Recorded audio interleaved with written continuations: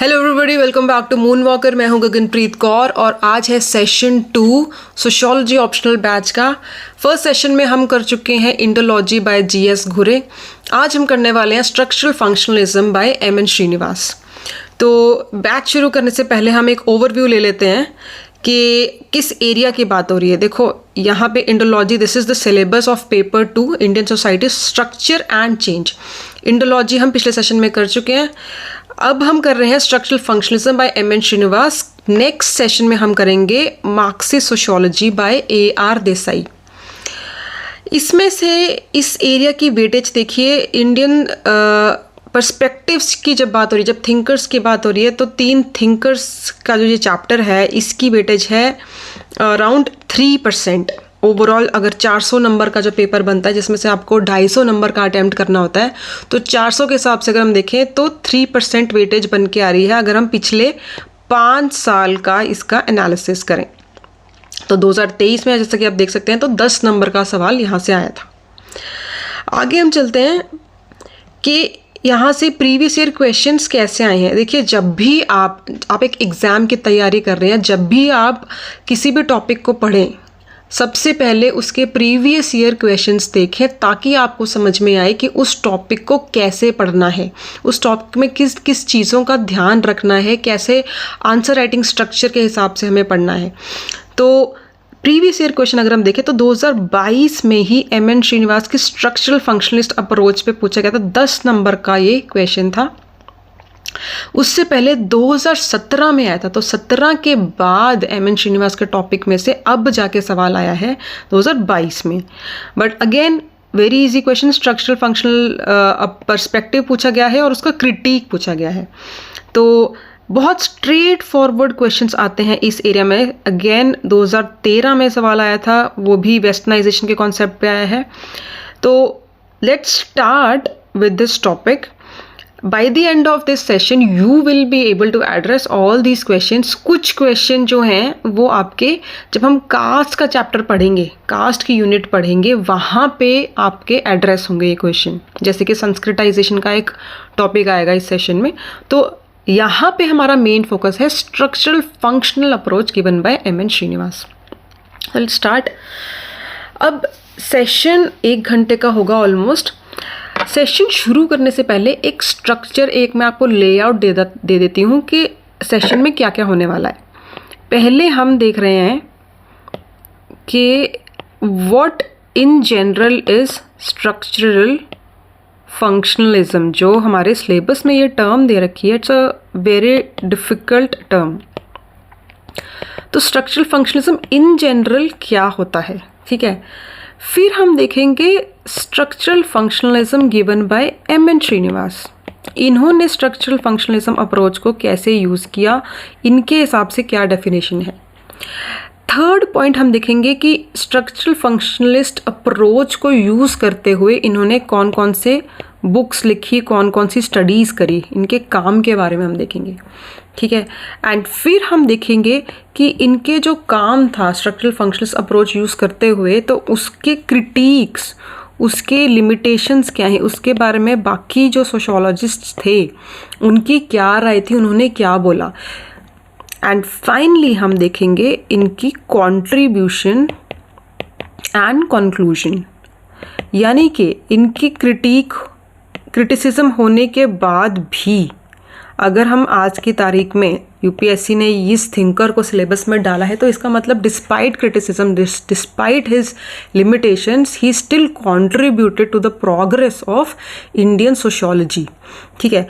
तो एंड में हम ये पढ़ेंगे। तो इन जनरल आपके आंसर का भी, चाहे वो 10 नंबर का है, चाहे वो 20 नंबर का है, उसका स्ट्रक्चर यही होना चाहिए जब आपसे स्ट्रक्चरल फंक्शनलिज्म पे कोई भी सवाल आता है एमएन श्रीनिवास का।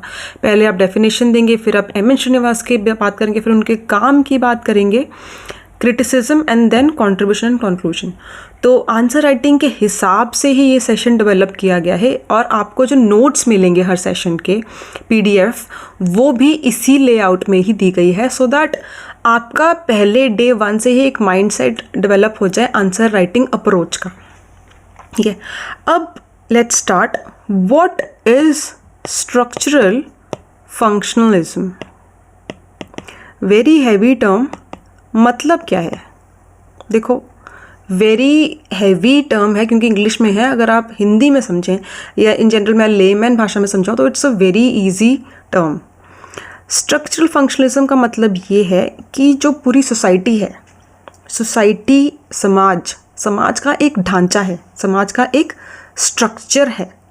ये है हमारी सोसाइटी, इसको एक स्ट्रक्चर है, इसका एक ढांचा है, ठीक है। उस ढांचे में, उस स्ट्रक्चर में बहुत सारे सोशल ग्रुप्स हैं, सोशल एलिमेंट्स हैं, बहुत सारे उसके ऑर्गन्स हैं। सोसाइटी को आप एक इंसान की तरह समझिए कि एक सिस्टम है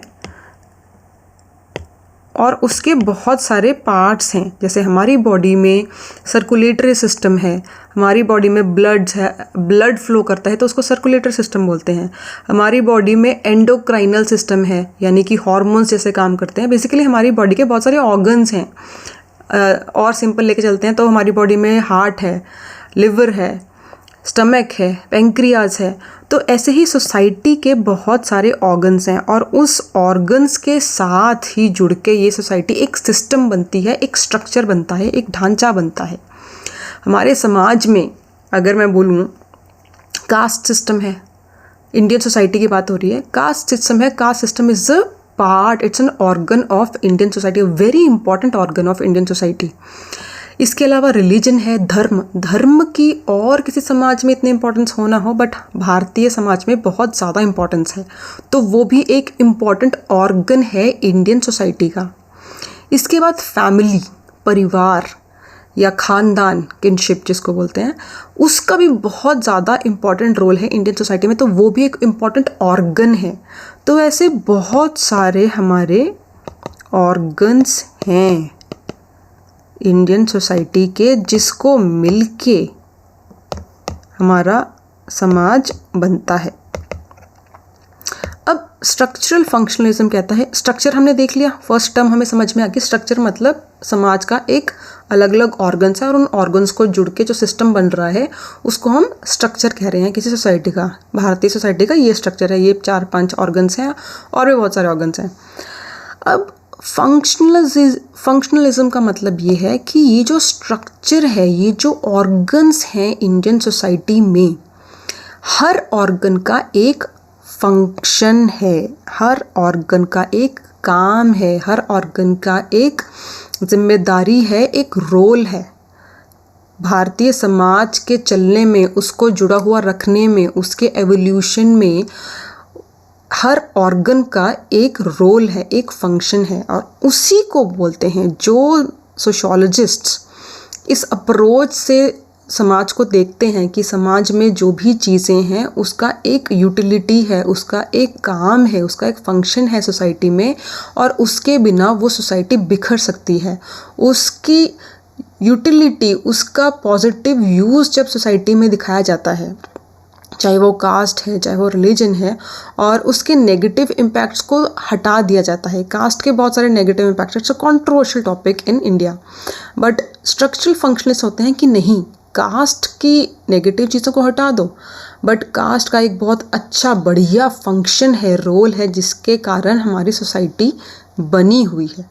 ठीक है, तो स्ट्रक्चरल फंक्शनलिज्म के जो थिंकर्स होते हैं, सोशियोलॉजिस्ट होते हैं, वो ये थिंकिंग रखते हैं, स्ट्रक्चर है, स्ट्रक्चर का फंक्शन है। अब ये जो थिंकिंग है, अभी ही मैं आपको बता देती हूँ एंड में क्या बताना है। जो स्ट्रक्चरल फंक्शनलिज्म अप्रोच है, इसको थोड़ा पुरानी अप्रोच कहा जाता है, कि कंजर्वेटिव अप्रोच कहा जाता है, कि ये थोड़े पुराने ख्याल है। क्यों? क्योंकि आज के समाज में अगर हम देखें तो इसका मतलब तो ये हो गया, अगर हर पार्ट का, हर ऑर्गन का एक यूटिलिटी ही है और उसके बिना सोसाइटी नहीं एग्जिस्ट करेगी, तो ऐसे तो सोसाइटी में क्राइम भी है, ऐसे तो सोसाइटी में पॉवर्टी भी है, ऐसे तो सोसाइटी में कास्ट डिस्क्रिमिनेशन भी है। ठीक है, तो क्या इन सब चीज़ों का भी एक फंक्शन है? क्या ऐसा नहीं होना चाहिए कि we need some kind of social change, जहां हम फ्यूचर में एक ऐसी सोसाइटी देखें जहां पॉवर्टी ना हो, जहां कास्ट डिस्क्रिमिनेशन ना हो, जहां धर्म के बेसिस पे राइट्स ना हो? तो यहाँ पे स्ट्रक्चर फंक्शनलिस्ट का क्रिटिसिज्म आ जाता है कि समाज में हर चीज़ का फंक्शन नहीं होता है, हर चीज़ पॉजिटिव तरीके से भारतीय समाज में कंट्रीब्यूशन नहीं दे रही है।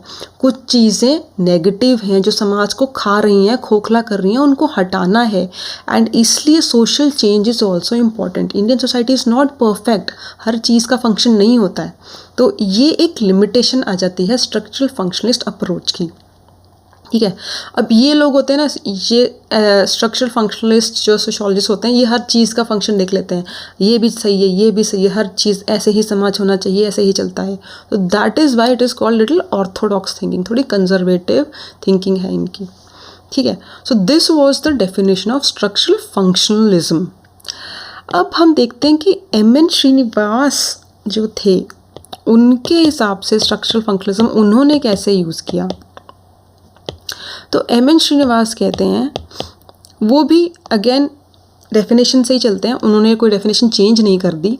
तो उन्होंने भी यही बोला कि सोसाइटी जो है, सोसाइटी के अंदर बहुत सारे पार्ट्स हैं और इसी पार्ट्स को ही जुड़ के what is society, society is nothing but ये सब पार्ट्स जो हैं इनका एक दूसरे के साथ लिंकेज है। ठीक है, they contribute to the existence of each other, एक के बिना दूसरा एग्जिस्ट नहीं करता। और इसी कारण ये पूरी सोसाइटी हमारी जुड़ी हुई है। हर फंक्शन, हर ऑर्गन का एक फंक्शन है और वो एक दूसरे के साथ ऐसे यूनाइटेड है, ऐसे इंटरलिंक्ड है कि it contributes to the existence of Indian society. और इन्हीं छोटे छोटे ऑर्गन्स को जुड़ के ही सोसाइटी बन रही है। अगर ये ऑर्गन्स नहीं होंगे तो सोसाइटी ख़त्म है। सोसाइटी इन ऑर्गन्स, इसमें से हम किसी एक ऑर्गन को निकाल देंगे तो सोसाइटी का जो पूरा एक होल है, एक ऑर्गेनिक होल है, वो ख़त्म हो जाएगा। क्या हम अपनी बॉडी में से अगर हम हार्ट को निकाल दें या किसी एक ऑर्गन को निकाल दें, लिवर को निकाल दें, वाइटल ऑर्गन्स की बात हो रही है, तो क्या हमारी बॉडी सर्वाइव कर पाएगी? नहीं कर पाएगी। तो यही बात एम.एन. श्रीनिवास ने सोसाइटी के बारे में बोला कि सोसाइटी के organs are very important for its existence and its कॉन्टिन्यूएंस।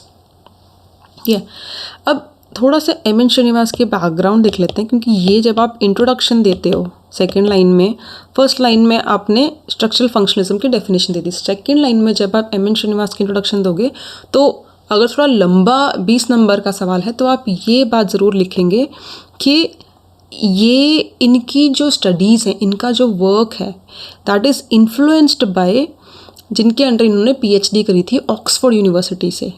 ठीक है, तो वो थे E. Evans Pritchard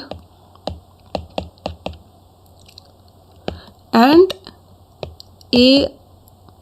are. Radcliffe Brown. ठीक है, अब इनका नाम देखो, यहाँ पे हैश आता है, बीच में डैश आता है। ठीक है, तो ऐसे ही इनका नाम लिखना है। ये जो स्कैंडिनेवियन कंट्रीज़ के जो लोग होते हैं उनके नाम के बीच में ऐसे आपको डैश बहुत देखने को मिलेगा, ऐसे ही आपने लिखना है। तो डू टेक केयर जब आप A.R. रेडक्लिफ ब्राउन का नाम लिख रहे हैं।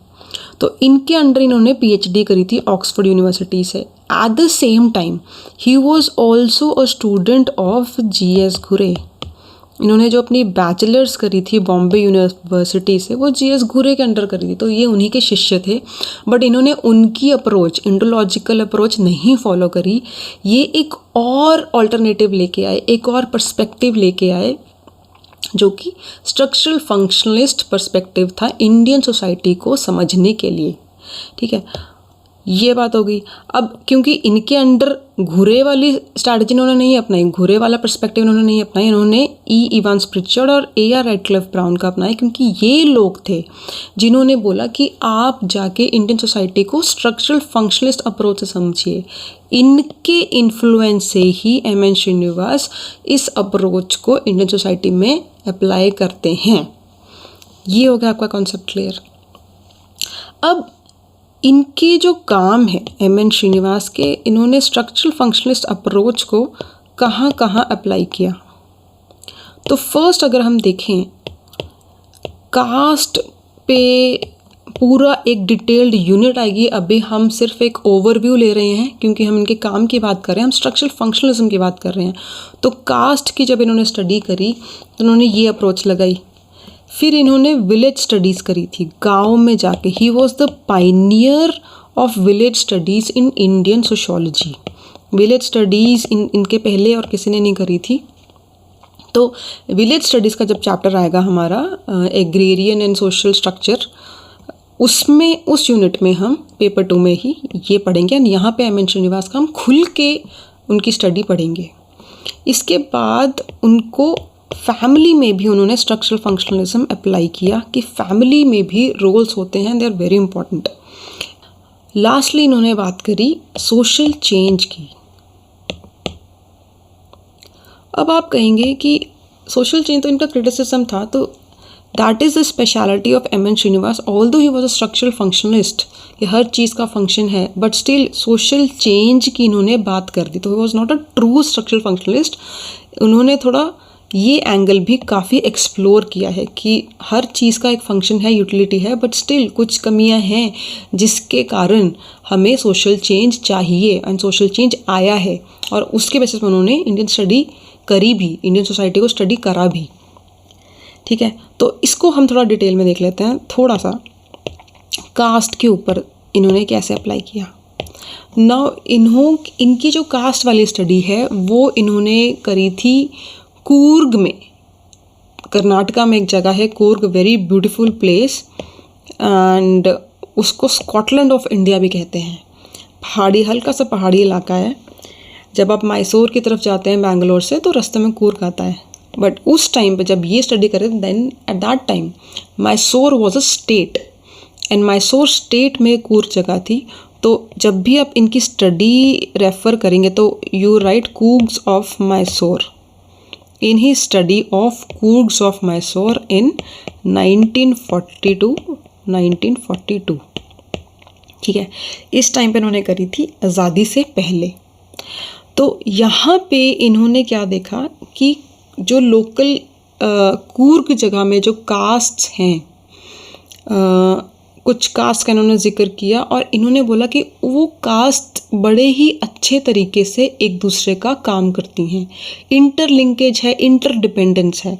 तो यहाँ पे इन्होंने कास्ट का जो जिक्र किया है वो है कन्याज। पहले तो उन्होंने ब्राह्मण्स की बात करी। ब्राह्मण्स के अंदर जो वहाँ पे कास्ट्स थी तो वो तो प्रीस्ट्स थे, वो तो पंडित का काम करते थे। फिर कन्यास एंड बन्नास, ये कौन थे? ये थे एस्ट्रोलॉजर। एंड बन्नास वर ऑल्सो कि जो एस्ट्रोलॉजर बोलते थे उनको उनके राइट्स जो हैं, या मान लो प्रीस्ट ने कुछ बोला कि ये पूजा पाठ करना है तो दे यूज टू एक्सरसाइज दैट, वो उसको परफॉर्म करते थे। तो ये जो ब्राह्मण्स, कन्यास एंड बन्नास जो थे, ये थे, इनका रिचुअल रोल था, ये धार्मिक काम काजों में, धार्मिक कर्मकांडों में इनका रोल था। थर्ड लेवल पे हमारे आते हैं, this is first, this is second, this is third level पे हमारे आते हैं मेधा एंड पोलेयास। ये थे लो कास्ट। मेधा कौन होते थे? मेधा कूर्ग वाली सोसाइटी में मेधा वर पीपल जो कि केन की बुनाई करते थे। जैसे केन की आपको टोकरियाँ बनी हुई मिलती हैं, या बांस के कुछ आर्टिफैक्ट्स उन्होंने बना के लोकल मार्केट में बेच दिए। कुर्सी आपको दिखता है केन की कुर्सी बनी हुई, केन का बॉक्स बना दिया, मछली पकड़ने का जाल बना दिया। तो ये सब चीज़ें करते थे। जो पोलियास थे ये सर्वेंट्स थे जो वहाँ पे क्षत्रिय क्लास थी, जो वहाँ पे रूलिंग क्लास थी। जो पॉलिटिशियंस थे वो मोस्टली थे लिंगायत राजाज। तो लिंगायत राजाज के घरों में, हाउस होल्ड में पोलियास वर सर्वेंट। तो this section, this was considered as lower caste. इसके अलावा और भी बहुत सारे कास्ट थी, जैसे कि नॉर्मल हम इंडियन सोसाइटी में देखते हैं कि बढ़ई का काम हो गया, नाई का काम हो गया, सुनार का काम हो गया या लोहार का काम हो गया, ये सब भी कास्ट थी एंड इनका अपना अपना काम था and they were contributing to the functioning of पूरी सोसाइटी। अब इसमें एक चीज़ नोटिस करने वाली है कि जो नाई कास्ट थी, ठीक है, बार्बर नाई कास्ट थी, ये कहा जाता है कि ये जो जब शेव करते हैं, ठीक है, जब ऊंची जात के लोग इनके पास आते थे शेव करने, तो वो कहते हैं कि जब शेव होती है तो पल्यूट हो गए वो, तो उसके बाद शुद्धिकरण के लिए उन्हें धार्मिक स्नान करना पड़ता है। तो this although this was an important ritual, मुंडन का रिचुअल होता है या शेव करने का, बट अगेन इसको वो पोल्यूशन से रिलेट करते थे। हमने फर्स्ट चैप्टर में पढ़ा था प्योरिटी एंड पोल्यूशन का कॉन्सेप्ट, कि जो लोअर कास्ट हैं वो उनसे हम पोल्यूट हो गए, फिर हमें शुद्धिकरण करनी पड़ेगा अपना। तो बार्बर कास्ट जो थी उनका पोल्यूशन से ये लिंक करते थे। बट जो बन्नास थे जो वर्शिप करें, जो रिचुअल उसमें है, they were considered pure castes, इनसे कोई पोल्यूशन नहीं हो रहा। At the same time dhobi caste थी, ये भी लो कास्ट में आती थी उनकी सोसाइटी में, बट इनको पोल्यूशन से नहीं रिलेट किया जाता था। ये एक्स्ट्रा इन्फॉर्मेशन है, ये आप आंसर में लिखे हुए, but to understand Coorg society you should know this. धोबी को पोल्यूशन से नहीं रिलेट किया जाता था बिकॉज धोबी वॉज रिस्पॉन्सिबल कि जो कोई भी फेस्टिवल त्यौहार आ रहा है, सेरेमनीज हो रही है, उसमें प्योर क्लोथ्स, साफ सुथरे क्लोथ्स ये प्रोवाइड करते थे पहनने के लिए। तो इनको पोल्यूशन से नहीं रिलेट किया जा रहा है, बट बार्बर नाई कास्ट को पोल्यूशन से रिलेट किया जाता था उनकी सोसाइटी में। तो श्रीनिवास ने स्ट्रक्चरल फंक्शनलिज्म यहाँ पे इम्प्लीमेंट किया, caste system in the Coorgs of Mysore, कि भाई यहाँ पे हर कास्ट का रिचुअल और नॉन रिचुअल रोल है, ठीक है। रिचुअल रोल में ये वाले काम है, पंडित वाले काम वर्शिप करनी है, भद्रकली की पूजा होती है, बन्नास करते हैं उनकी कास्ट में, एंड एस्ट्रोलॉजर्स हैं, तो ये रिचुअल वाला काम कर रहे हैं, और जो लोअर कास्ट हैं वो भी अपना अपना काम कर रहे हैं, निभा रहे हैं। तो देर इज़ इंटरडिपेंडेंसी है of labour, division of labour society में है, हर कास्ट का एक एक काम है और वो कर रहे हैं। तो that is how he implemented structural functionalism, ठीक है। तो नेक्स्ट विलेज स्टडीज ले लेते हैं। विलेज स्टडीज में अब ही वॉज अ पाइनियर। घुरे ने तो टेक्स्ट्स पढ़े थे, एंशियंट टेक्स्ट के थ्रू उन्होंने इंडियन सोसाइटी को समझने की कोशिश करी थी, but M.N. Srinivas was a student of Ghurye. इन्होंने he was the pioneer, he was the first sociologist, first Indian sociologist to do village studies। तो इनके एक स्टडी है रामपुरा विलेज की, किताब का नाम है रिमेंबर्ड विलेज। इसकी एक बहुत इंटरेस्टिंग स्टोरी है कि इन्होंने जो नोट्स बनाए थे ना वहाँ जाके एज अ सोशोलॉजिस्ट, जब ये गए, इन्होंने जो ऑब्जर्व किया, इन्होंने उसके नोट्स बनाए, ये वहाँ पे नोट्स गुम करके आ गए। अब जब वापस आए, सोशोलॉजिस्ट थे, स्टडी करके आए, तो नोट्स तो है नहीं, तो जो भी इन्होंने अपनी स्टडी में लिखा, अपनी थीसिस में लिखा, वो एक मेमोरी के थ्रू, जो उनको याद आया, जो भी जितना भी वो याद कर सके उस स्टडी के थ्रू, वो उन्होंने लिखा। तो दैट इज़ वाई उन्होंने अपनी स्टडी, अपनी बुक का नाम दिया रिमेंबर्ड विलेज, कि जो भी मेरी स्टडी है वो मैं अपनी याददाश्त से, अपनी मेमोरी से लिख रहा हूँ, क्योंकि मेरे नोट्स गुम हो गए थे, ठीक है। तो रामपुरा गांव की स्टडी है, और रामपुरा गांव में भी इन्होंने ये एक देखा कि जो विलेज है, जो गांव का कॉन्सेप्ट है, देखो आप सब इस चीज़ से जान होंगे, इसमें मैं कुछ नया नहीं बताऊंगी। It is very easy to understand paper two Indian society, क्योंकि जो भी स्टडीज़ करी वो आज की तारीख में, जो 2023 में हम जी रहे हैं, हमारे लिए ये बहुत ईजी टू अंडरस्टैंड है। बट उस टाइम पे दीज वर रेवोल्यूशनरी कॉन्सेप्ट्स। क्यों? क्योंकि उस टाइम पे जो ब्रिटिश सोशोलॉजिस्ट थे, ब्रिटिशर्स थे, उनका नैरेटिव चलता था। जो वो बोलते थे, उनका जो यूरोसेंट्रिक व्यू था कि विलेज कैसा होता है, वो डोमिनेटिंग था। तो इन लोगों ने जब स्टडी करके विलेज को असली में समझा, तो these were revolutionary concepts during that time. तो उस टाइम पे विलेज का कॉन्सेप्ट ये था, विलेज को बोलते थे सेल्फ सफिशिएंट है। ब्रिटिशर्स बोलते थे कि village is self sufficient, village में सारा कुछ, बढ़ई का काम, सुनार का काम, लोहार, सब कुछ तो अंदर है। विलेज को बाहर किसी और बाहर के वर्ल्ड से इंटरेक्ट करने की ज़रूरत ही नहीं है। ये अपने आप में एक इकोसिस्टम है, it's a complete on its own, ठीक है।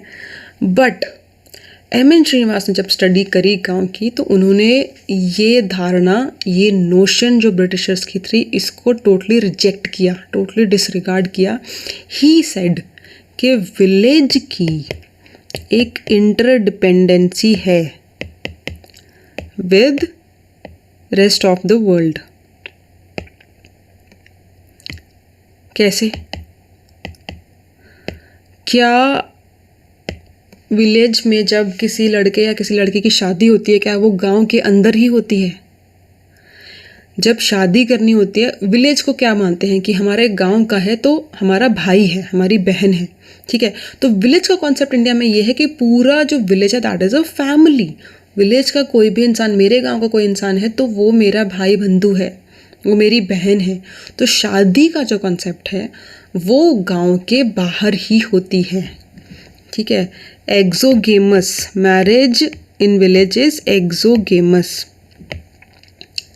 क्योंकि गांव के सारे भाई बंधु हैं। उसके अलावा अगर आपको कोई सामान लेकर आना है, मंडी है, मार्केट में सामान बेचना है, तो क्या मंडियाँ विलेज के बाहर नहीं लगती हैं? क्या आप सिर्फ अपने गांव में ही बेचते हैं? अगर आप टमाटर बेचते हैं या आप गन्ना बेचते हैं, आप आसपास के गांव में भी तो मंडियों में जाते हैं अपना सामान बेचने, अपना अनाज बेचने, अपना धान बेचने। तो village is not self sufficient.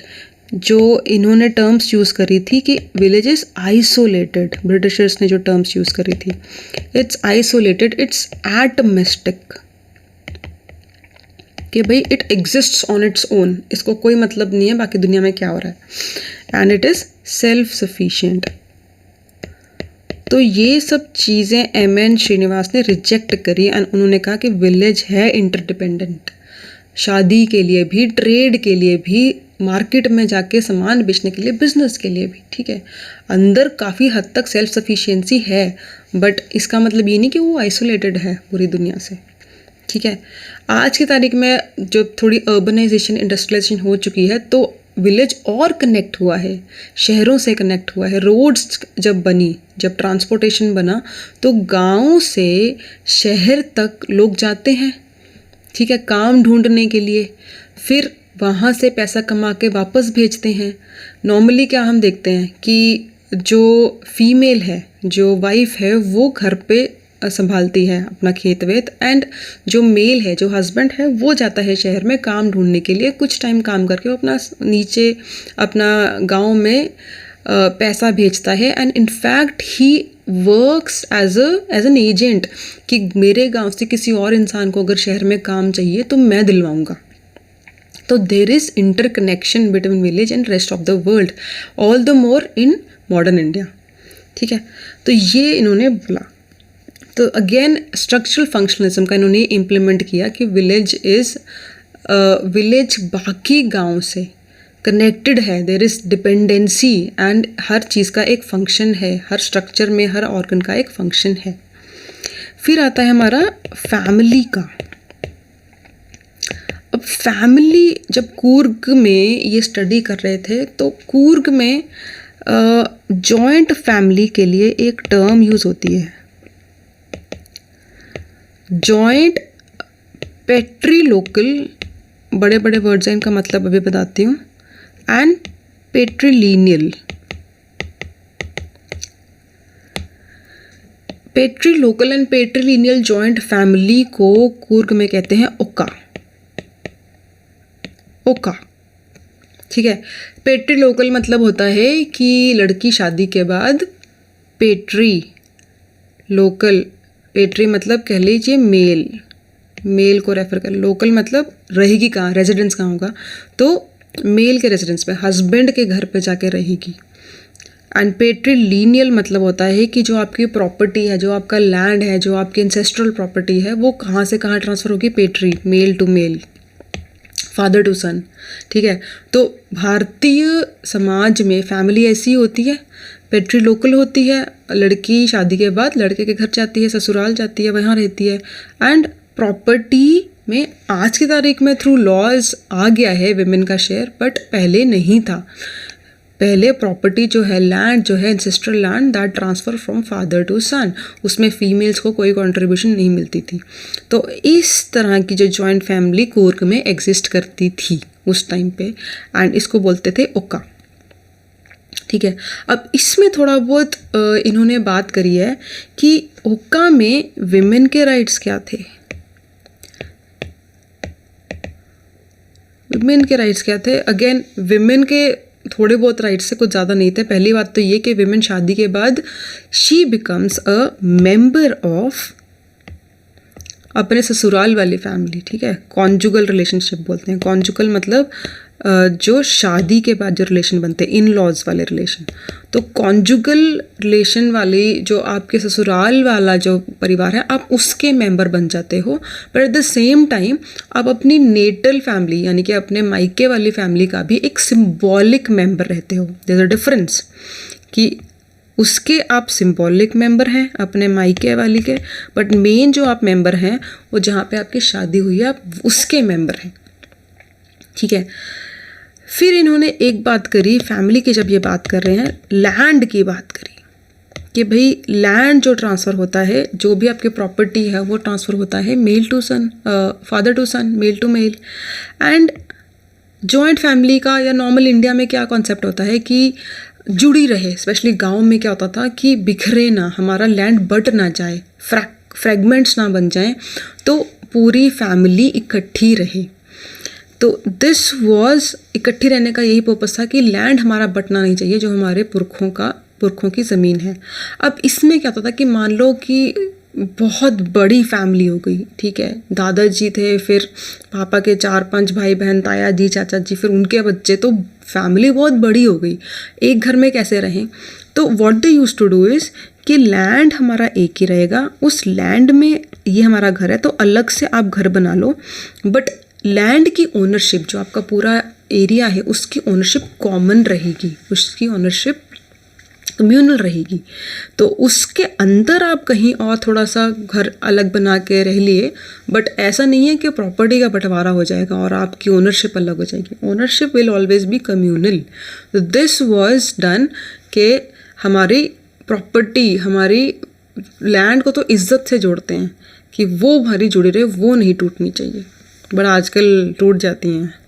ठीक है, तो ये 2-3 कॉन्सेप्ट्स थे जहाँ पे इन्होंने बोला कि फैमिली के अंदर जो लोग हैं उनकी इंटरडिपेंडेंसी, कैसे वो सर्वाइव करते हैं, उसमें फंक्शंस क्या हैं।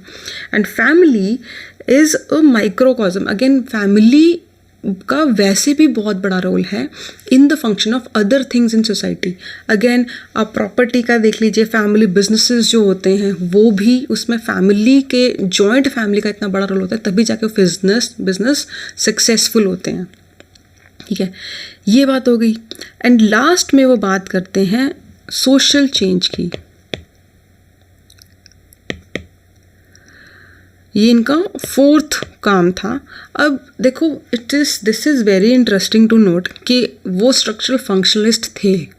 स्ट्रक्चरल फंक्शनलिस्ट कभी सोशल चेंज की बात ही नहीं करते। वो कहते हैं कि बढ़िया चल रहा है सब कुछ, हर चीज़ का एक फंक्शन है, सोसाइटी बढ़िया चल रही है, सोसाइटी में कोई प्रॉब्लम नहीं है, यूनिटी बनी हुई है, इंटीग्रेटेड है। But M.N.. श्रीनिवास ने स्ट्रक्चरल फंक्शनलिस्ट होते हुए भी उन्होंने सोशल चेंज की बात करी है। एंड सोशल चेंज में उन्होंने बहुत सारी चीज़ें, बहुत डिटेल में हम स्टडी करेंगे जब हम कास्ट वाले एरिया में जाएंगे। थोड़ा मैं आपको यहाँ पे बता देती हूँ कि कास्ट में उन्होंने ये देखा कि ऑल्दो पहले ज़माने में कास्ट की इंटरडिपेंडेंसी थी, बट जैसे जैसे कुछ कुछ चेंजेस आए, कैसे चेंजेस, सरकार आती है, ठीक है, नेशन बिल्डिंग हुई हमारी। जब इंडिया इंडिपेंडेंट हुआ तो नई सरकार आई, नेशन बिल्डिंग हुई, नेशनल इंटीग्रेशन की बात हुई। तो टू इंटीग्रेट स्मॉल ग्रुप्स जो ओप्रेस्ड थे उनकी इंटीग्रेशन के लिए इन्होंने स्ट्राटास बनाए। स्ट्राटास मतलब ग्रुप्स बना दिए। फॉरवर्ड कास्ट, ठीक है, फॉरवर्ड कास्ट कौन होते हैं, बैकवर्ड कास्ट कौन होते हैं, ओबीसीज की डेफिनेशन है हमारे लॉज में। एससीज की लिस्ट अंग्रेज़ों ने बनाई थी, वो हमारे कॉन्स्टिट्यूशन में एक्सेप्ट हुई। एसटीज की लिस्ट बनी। तो ये 3-4 सेक्शंस बने, ठीक है। एंड ये जो सेक्शन थे इसने जो हमारा कास्ट स्ट्रक्चर था उसको हिला दिया, उसको चेंज किया, उसमें कुछ हद तक ऐसा कुछ चेंज लेके आए। Because each one of this section started fighting for their own rights, for their progress, ताकि इनको जॉब्स मिले, पॉलिटिक्स में कुछ इनकी रिप्रेजेंटेशन हो, गवर्नमेंट जॉब्स में इनकी रिप्रेजेंटेशन हो, बिजनेसेस में इनकी रिप्रेजेंटेशन हो। तो दे स्टार्टेड फाइटिंग।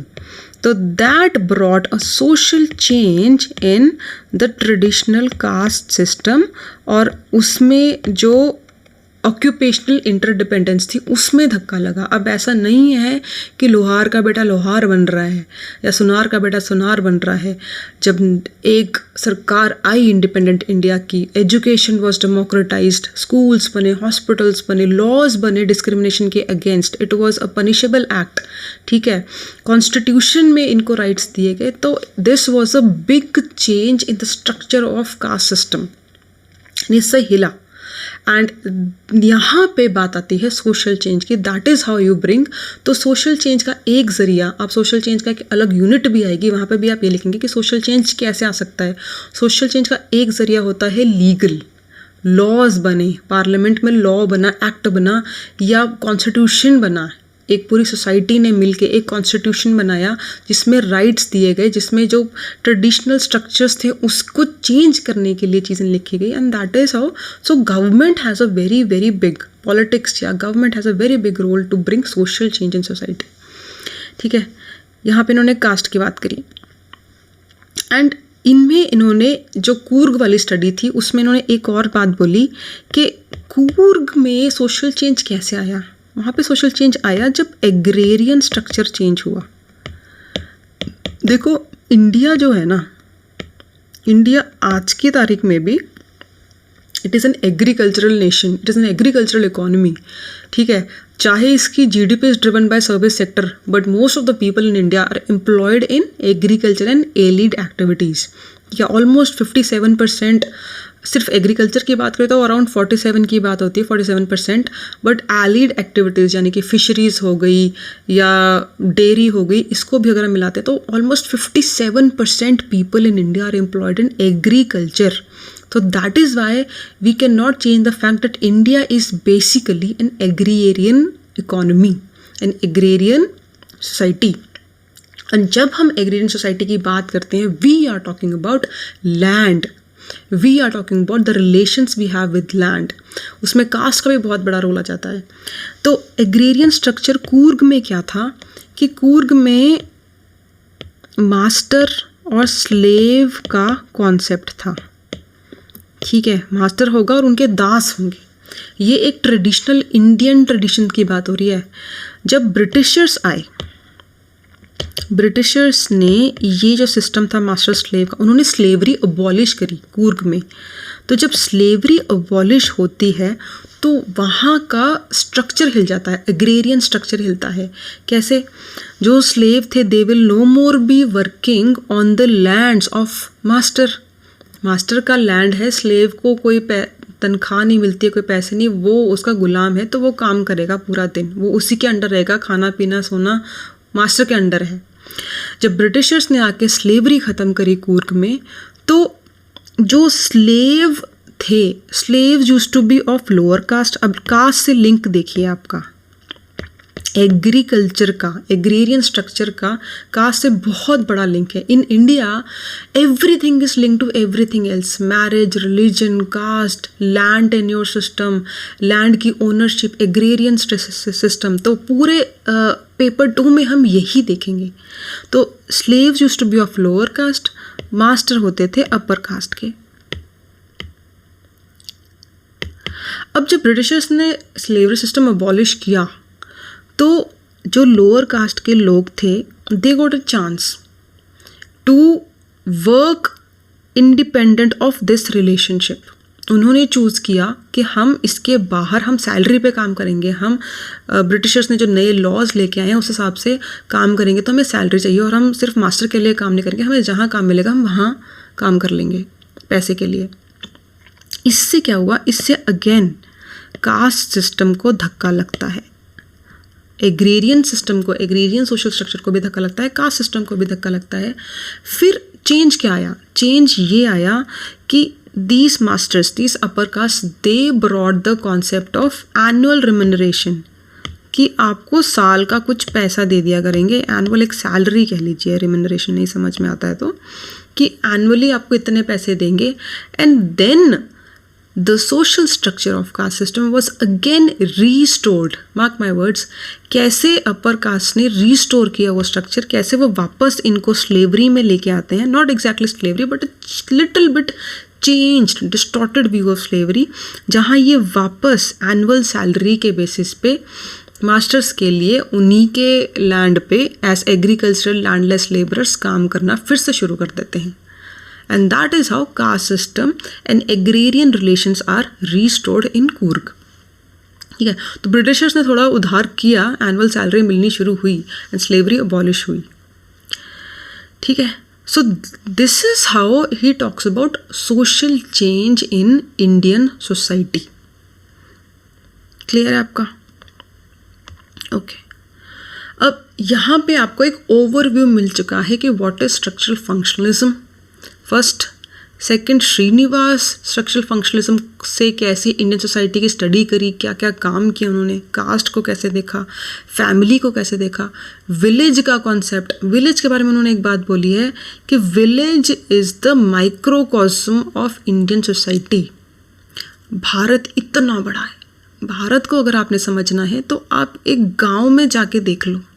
गांव ये जो है it is a small representation. Microcosm मतलब कि पूरी भारतीय समाज का एक छोटा रेप्लिका है. उसको समझना है, इसको समझ लो, आपको पूरा भारत समझ में आ जाएगा. तो उन्होंने विलेज को बहुत ज़्यादा इम्पोर्टेंस दी. ठीक है, फिर हमने सोशल चेंज की बात करी. सोशल चेंज का भी कॉन्सेप्ट उन्होंने बोला और उन्होंने बोला कि सरकार भी सोशल चेंज लेके आती है, पॉलिटिक्स सोशल चेंज लेके आती है. इसके साथ साथ ब्रिटिशर्स भी कुछ हद तक कूर्ग में वो सोशल चेंज लेके आए. यहाँ पे एक ओवरव्यू खत्म होता है हमारा structural functionalism by M N Srinivas. अब हम देखेंगे व्हाट इज़ द क्रिटिसिज्म. इन्होंने इतने बढ़िया बढ़िया बातें करी, तो क्रिटिसिज्म क्या क्या बाकी सोशोलॉजिस्ट ने क्या बोला इनके बारे में. ठीक है, तो उसमें सबसे बड़ा तो क्रिटिसिज्म मैंने आपको शुरू में ही बता दिया था कि हर चीज़ को आप पॉजिटिवली देख रहे हो तो आप कॉन्फ्लिक्ट नहीं देख रहे हो. आपने बोल दिया कि सोसाइटी में एक स्ट्रक्चर है, ढांचा है, ऑर्गन्स है, हर ऑर्गन का एक बहुत पॉजिटिव योगदान है सोसाइटी के जुड़े रहने में. तो किसी चीज़ का कोई नेगेटिव रोल नहीं है. नेगेटिव रोल नहीं है तो चेंज की ज़रूरत नहीं है. चेंज की ज़रूरत नहीं है तो जो चल रहा है बढ़िया चल रहा है, चाहे गरीबी है, चाहे करप्शन है, चाहे डिस्क्रिमिनेशन है, चाहे राइट्स हो रहे हैं, चाहे हिंदू मुस्लिम कट्टरता है, चाहे आज की तारीख में बोले तो टेररिज्म है. तो एक सिंपल सा क्रिटिसिज्म तो ये बनता है स्ट्रक्चरल फंक्शनलिज्म के अगेंस्ट. तो यहाँ पे हम एक मैं आपको शॉर्ट टर्म बताती हूँ, DBSGMA.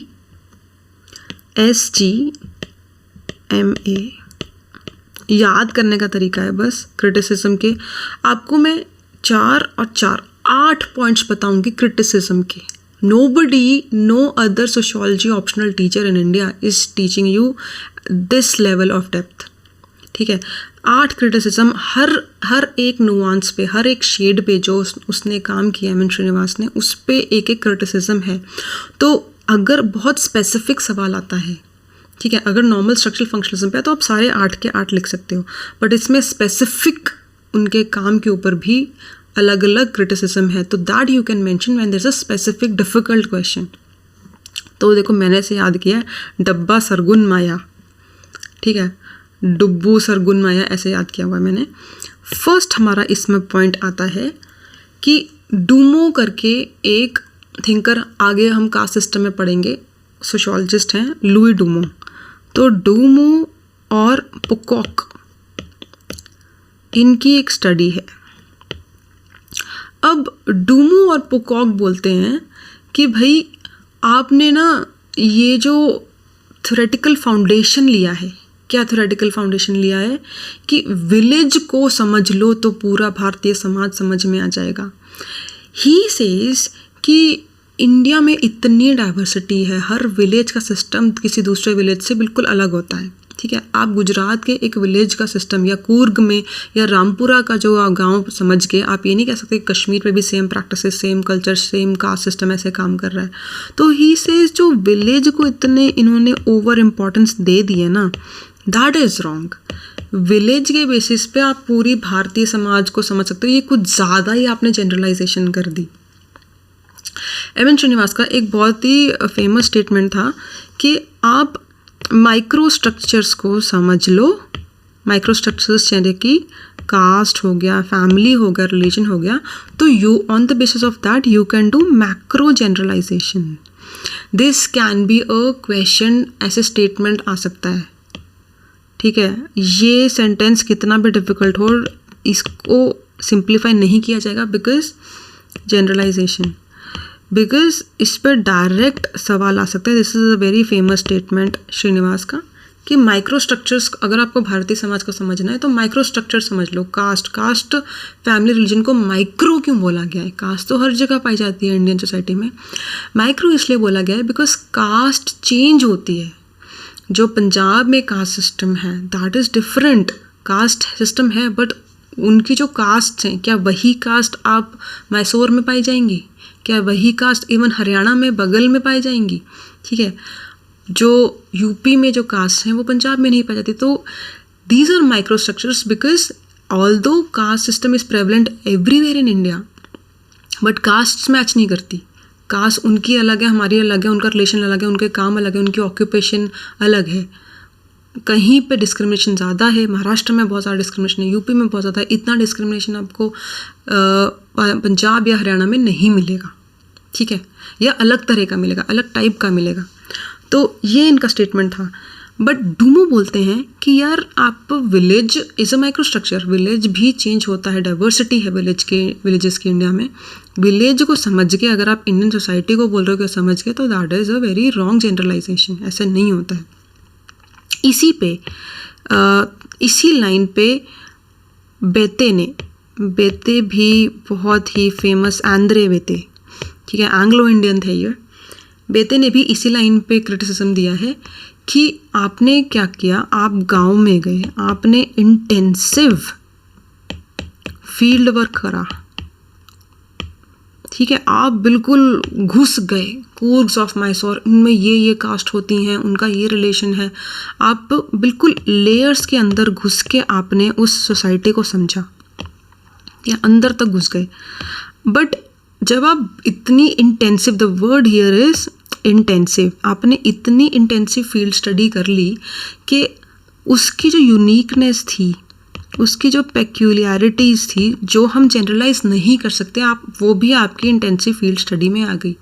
तो इतनी इंटेंसिव जब आप कर ली ना, तो आप जनरलाइज नहीं कर सकते। तब आप ये नहीं कह सकते कि इस गांव को समझ के मैं भारतीय समाज के सारे गांवों को समझ चुका हूँ। एक सोशियोलॉजिस्ट का काम केस स्टडीज़ नहीं होता, केस स्टडीज़ के थ्रू पूरी सोसाइटी को समझना होता है, पूरे भारतीय समाज को समझना होता है।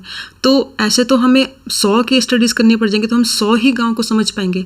जनरलाइजेशन करने का स्कोप होना चाहिए। तो बेते ने ये कहा था कि इंटेंसिव फील्ड वर्क जो आपने किया है उससे बेटर आप सर्वे मेथड करते। सर्वे मेथड में क्या होता है, आप जब सर्वे ऑनलाइन सर्वे करते हो तो क्वेश्चंस फिक्स्ड होते हैं। वही क्वेश्चन आप इस गांव में पूछोगे, वही क्वेश्चन आप दूसरे गांव में पूछोगे। ठीक है, तो वहाँ पे आप इतनी इंटेंसिव, इतनी डेप्थ में नहीं जा रहे हो जहाँ पे उस सोसाइटी की पेक्यूलियरिटीज़, यूनिकनेस भी आपकी स्टडी में आ जाए और वो आप फिर जनरलाइजेशन करने में दिक्कत। ठीक है, ये बात करी। तीसरी बात इन्होंने करी है सुजाता पटेल। अब बहुत इजी क्रिटिसिज्म आ जाएंगे, इसमें ज़्यादा टाइम नहीं लगेगा। सुजाता पटेल क्या कहती हैं?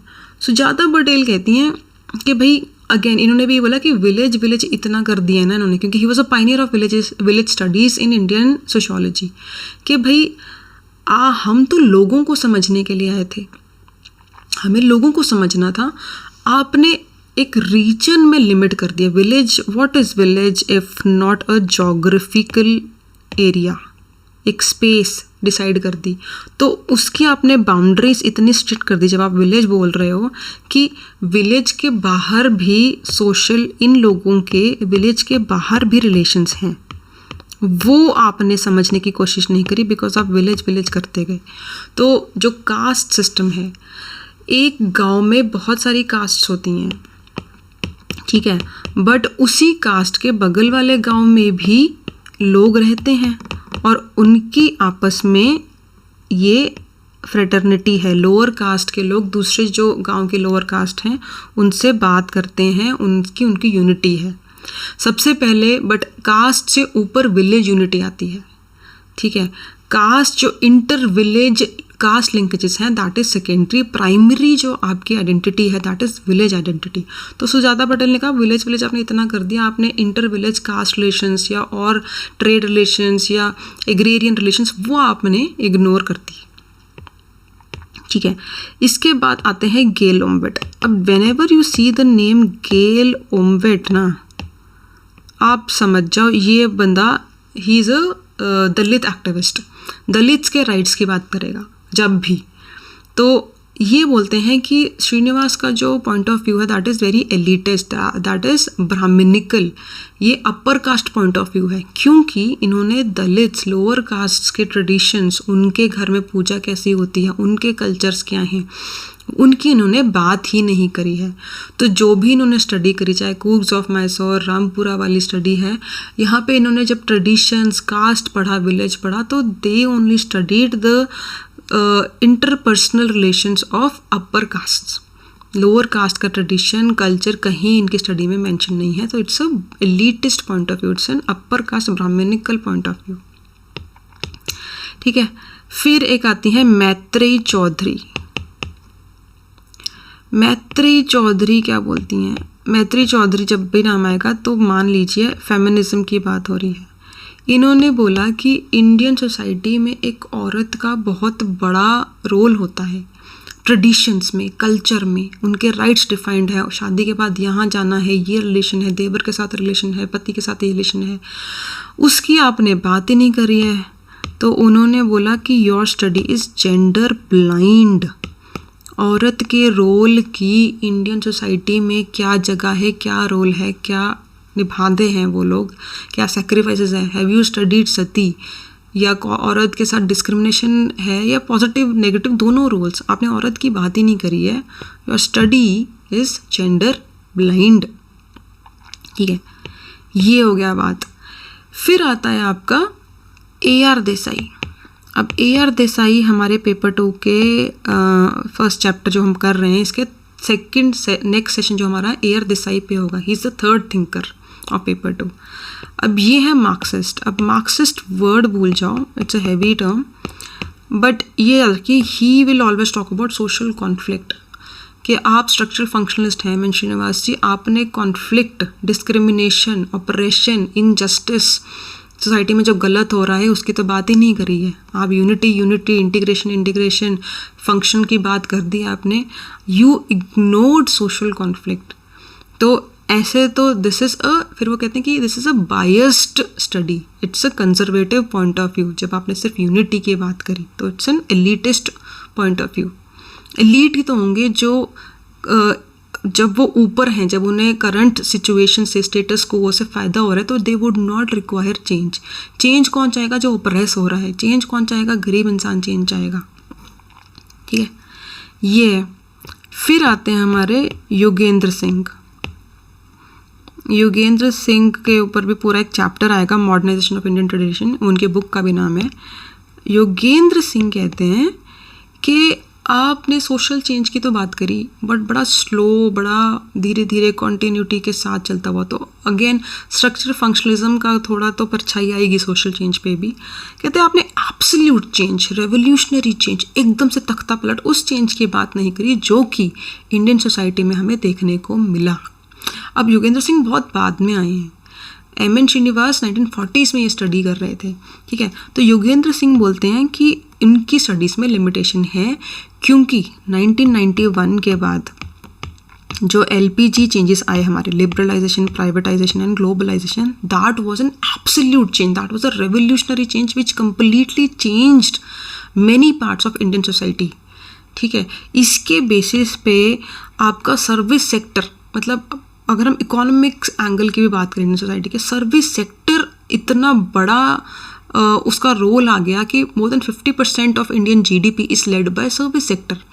LPG से आपके विमेन को बहुत ज़्यादा इंडिपेंडेंस मिली। सर्विस सेक्टर में AC के अंडर आपको काम करना, थोड़े पढ़े लिखे होना है, तो औरतों को एक सेफ एनवायरनमेंट मिला काम करने के लिए। These were big revolutionary changes, ठीक है। इंडस्ट्रियलाइजेशन हुई, अर्बनाइजेशन हुई, इंडिया खुला, ग्लोबलाइजेशन हुई इंडिया में, बड़ी बड़ी MNCs आई, बड़ी बड़ी कंपनीज आई, तो विलेज पे भी उसका इम्पैक्ट पड़ा।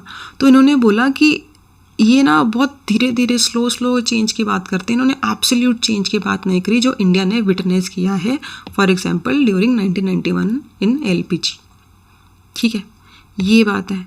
फिर लास्ट हमारा जो क्रिटिसिज्म है वो हमारा आता है आनंद चक्रवर्ती का। आनंद चक्रवर्ती कहते हैं कि भाई जो श्रीनिवास है ना, इन्होंने पॉलिटिक्स को पूरी तरह इग्नोर किया है।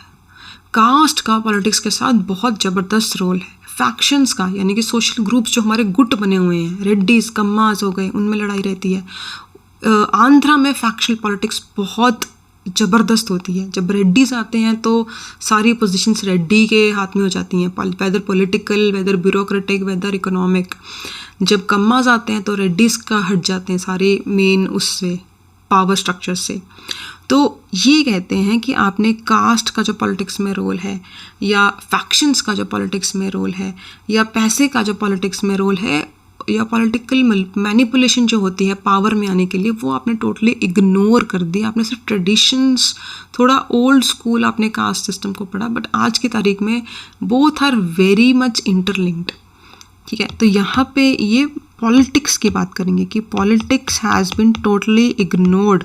पॉलिटिक्स और उसका इंडिया के बाकी सोशल स्ट्रक्चर्स के साथ जो रिलेशन है, जेंडर के साथ भी पॉलिटिक्स का रिलेशन है। कैसे विमेन को बिहार में ड्राई स्टेट डिक्लेयर करके नीतीश कुमार पार में आए थे कि दारू बैन हो जाएगी, शराब बैन हो जाएगी, देन विमेन वोट को उन्होंने लुभाया, औरतों ने उनको वोट दिया, that is how came to power. तो इंडिया के जो सोशल ऑर्गन्स हैं सोसाइटी के, उसका पॉलिटिक्स से बहुत ज़बरदस्त रोल है, वो इन्होंने इग्नोर किया। But despite that, despite all this criticism, we will be talking about the contribution and conclusion कि भाई डिस्पाइट दैट M.N. श्रीनिवास की इंडियन सोशोलॉजी में बहुत बड़ी कंट्रीब्यूशन है। फर्स्ट सबसे बड़ी कंट्रीब्यूशन ये है कि उस टाइम पे जो यूरोसेंट्रिक व्यू था, जो ब्रिटिशर्स थे, उनका एक व्यू था कि village is an isolated atomistic place, या कास्ट में सोशल चेंज नहीं होता है, caste is very rigid and stagnant, उसमें ज़्यादा कुछ चेंजेस नहीं आते हैं। कास्ट वाले चैप्टर में हम और डिटेल में पढ़ेंगे M.N. श्रीनिवास की स्टडी। तो सोशल उन्होंने बात करी कि नहीं, कास्ट में भी थोड़ी बहुत मोबिलिटी, थोड़ी बहुत फ्लेक्सिबिलिटी है, ठीक है। एक एग्जांपल हमने अभी देखा कि स्लेवरी अबॉलिश हुई, एग्रीरियन सोशल स्ट्रक्चर में भी चेंज आता है। तो इंडिया को आप बिल्कुल स्टैटिक, स्टैग्नेंट मत समझे, कंटिन्यूटी है बट चेंज भी है। एंड इन्होंने इनकी जो कंट्रीब्यूशन ये की थी कि इन्होंने स्ट्रक्चरल फंक्शनलिस्ट अप्रोच इंडिया में लेके आए, माइक्रो स्ट्रक्चर्स को समझा, माइक्रो स्ट्रक्चर्स यानी कि कास्ट, रिलीजन, और उससे इन्होंने जनरलाइजेशन करने की कोशिश करी। विलेज स्टडीज़ के ये पायनियर थे, विलेज स्टडीज़ के सबसे पहले शुरुआत इन्होंने करी, और इसके बाद विलेज स्टडीज़ के आगे बहुत सारे सोशोलॉजिस्ट आए जिनको इन्होंने डायरेक्शन दी, और जिन्होंने विलेज स्टडीज़ का इनका जो एम्पिरिकल डेटा कलेक्शन का, फील्ड स्टडी करने के जो तरीके थे, वो उन्होंने आगे कंटिन्यू किए। विलेज स्टडीज़ में नाम आते हैं आपके मैकिम मैरियट आते हैं। मैकिम मैरियट, जब आप विलेज वाला चैप्टर पढ़ेंगे तो इनका कॉन्सेप्ट है little tradition and great tradition. SC. Dubey का नाम आएगा, M.S.A. राव का नाम आएगा, ठीक है। तो विलेज स्टडीज़ के ये नाम है जिन्होंने M.N. श्रीनिवास के ट्रेडिशन आगे कंटिन्यू किए। इसके बाद जो स्ट्रक्चरल फंक्शनलिस्ट अप्रोच से इन्होंने इंडियन सोसाइटी को स्टडी किया, that was structural functionalist approach was continued by a number of sociologists. For example, very very famous name Rajni Kothari. Rajni Kothari के हिंदू में बहुत आर्टिकल्स भी आते हैं, और इन्होंने, जब आप पॉलिटिक्स वाला चैप्टर पढ़ेंगे पेपर 2 का, तो इनकी आप बहुत सारा मेंशन देखेंगे, एंड इसके बिना your answer is incomplete when you are talking about politics in Indian society. फिर आपके आते हैं social movements. Social movements M.S.A. Rao ने करे थे. सोशल मूवमेंट्स हमारा चैप्टर भी है, उसमें स्ट्रक्चरल फंक्शनलिस्ट अप्रोच यूज़ कर. तो ऐसे बहुत सारे थिंकर्स थे जिन्होंने इनकी दी हुई चीज़ें, whether it's village studies, whether it's structural functionalist approach, वो कंटिन्यू हुई. तो बहुत ज़्यादा ऑल्टरनेटिव्स, बहुत ज़्यादा पर्सपेक्टिव मिलता है इंडियन सोसाइटी, इंडियन सोशोलॉजी को. बहुत ज़्यादा डिपार्टमेंट्स निकल के आते हैं. ठीक है. So that is how you conclude your answer कि despite the criticism, M.N. Srinivas contributed in a number of ways by introducing structural functionalism in Indian society, by introducing village studies, by introducing empirical data collection, intensive field studies, participant observation. यहाँ पे field study और participant observation का मैं थोड़ा सा difference बता दूं. Participant observation होता है जब आप गांव में गए बट आपने अपनी आइडेंटिटी डिस्क्लोज नहीं करी. आपने ये नहीं बताया कि मैं एक सोशोलॉजिस्ट हूँ, मैं स्टडी करने आया हूँ, ये मेरा थीसिस लिखना है. यहाँ पे आप एक ऑब्जर्वर अपनी आइडेंटिटी हाइड करके गए. आपने बस ये बोला कि मैं बस घूमने आया हूँ, मैं देखने आया हूँ, मिलने आया हूँ. ठीक है. आपने अपना नाम नहीं बताया, आपने अपना काम नहीं बताया. आप वहाँ पे कुछ दिन रहे, आपने स्टडी करी, आपने चुप चुप के अपने नोट्स बनाए. एंड ये रीज़न इसलिए होता है so that you do not disturb their behaviour, you do not their role. मान लो अगर सरपंच को पता है कि हाँ कोई शहर से इंसान स्टडी करने आया है, तो दे मे चेंज देयर बिहेवियर. जो कास्ट डिस्क्रिमिनेशन वो करते, वो शायद उसके प्रेजेंस में वो ना करें. ठीक है. तो पार्टिसिपेंट ऑब्जर्वेशन में आपको ट्रू रियलिटी दिखती है एक सोसाइटी की. बट अगेन इसमें प्रॉब्लम ये भी है कि that you have to become a part of that caste, that ongoing caste discrimination. किसी की अगर बलि दी जा रही है तो how, no matter how unethical it is, no matter how cruel brutal it is, how immoral it is, you have to be a part of it. अगर कोई पति अपनी पत्नी को मार रहा है, कि नॉट इंटरफेयर, बिकॉज आप सोशोलॉजिस्ट के तौर पे नहीं गए हैं, यू आर ऑब्जर्विंग थिंग्स. तो इसमें M.N. Srinivas ने एक बहुत अपनी जो इनकी स्टडी थी रिमेंबर्ड विलेज की, इन्होंने एक बात बोली थी कि बच्चा था, एक छोटा बच्चा लोअर कास्ट का, घर पे इनके काम करता था, जो सरपंच था गांव का. तो सरपंच ने जब उसको पैसे देने थे, सिक्के देने थे, तो उसने उछाल के नीचे फेंक दिए कि तुम उठा लो, हाथ में नहीं दिए. तो M.N. Srinivas को बहुत बुरा लगा. But as a sociologist, as a participant observer, he can not interfere. और उस बच्चे ने वो नीचे गिरे हुए कॉइन्स उठा लिए और वो भाग गया. This pinched him a lot कि I as a sociologist, as an educated citizen of India, could not interfere in the caste discrimination going in front of my eyes. तो दी प्रॉब्लम होती है पार्टिसिपेंट ऑब्जर्वेशन की. Field study में क्या होता है, field study जब बोलते हैं तो आप खुद अपना इंट्रोडक्शन देके जाते हो कि हम स्टडी कर रहे हैं, but again that will change the behaviour of the people you are about to observe. So this is here we end our session on M.N. Srinivas. Next session में हम पढ़ेंगे A.R. देसाई का मार्क्सिस्ट पर्सपेक्टिव.